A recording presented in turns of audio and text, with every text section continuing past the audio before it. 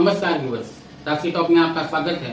99% लोग नहीं जानते कि घर खरीदने के पहले या रेंट लेने के पहले हमें क्या देखना सबसे ज्यादा जरूरी है, और वो सबसे जरूरी चीज है उस घर का इतिहास। बिना इतिहास जाने अगर आप किसी घर में रहने चल जाते हैं तो वो घर आपको क्या परेशानी दे सकती है उसका अनुमान आप नहीं लगा सकते, मानसिक हो, शारीरिक हो, चाहे आर्थिक हो। तो आज हम अपने चैनल के माध्यम से आपको ये बताना चाहते हैं कि किस किस चीज की सबसे ज्यादा जरूरी है एक घर को लेने के पहले, चाहे वो आप खरीदें चाहे आप रेंट में लें। तो सबसे पहले तो उसका प्रवेश द्वार देखें, उसका प्रवेश द्वार कहाँ है, कैसा है, किस दिशा में है, ये सबसे ज्यादा मोस्ट इंपॉर्टेंट चीज है। सेकेंड चीज है उस घर में सनलाइट आती है क्या, क्योंकि सूर्य देव की रोशनी जिस घर के अंदर थोड़ी सी भी पड़ती है उस घर की सारी नेगेटिविटी वो सूर्य देव अपने उस ओज से, उस तेज से उसको सोख लेते हैं। तो सबसे जरूरी सनलाइट देखना भी जरूरी। अगर घर में सनलाइट ही नहीं आ रहा है तो फिर वो घर क्या है, वो कुछ नहीं है। वहां पर नेगेटिव शक्तियां इकट्ठी होंगी लेकिन काम कुछ नहीं होगा।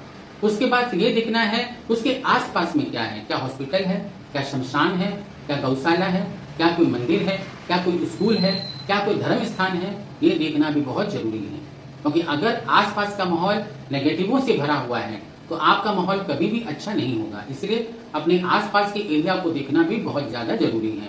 उसके बाद वो घर का इतिहास क्या है, क्या उस घर में कोई व्यक्ति कम आयु में मृत्यु प्राप्त किया है, क्या उस घर के अंदर में गर्भपात हुए हैं, क्या उस घर में किसी की हत्या हुई है, क्या उस घर के अंदर में कोई अकाल मृत्यु प्राप्त किया है, क्या उस घर के जो मालिक हैं उनको पुत्र संतान नहीं है।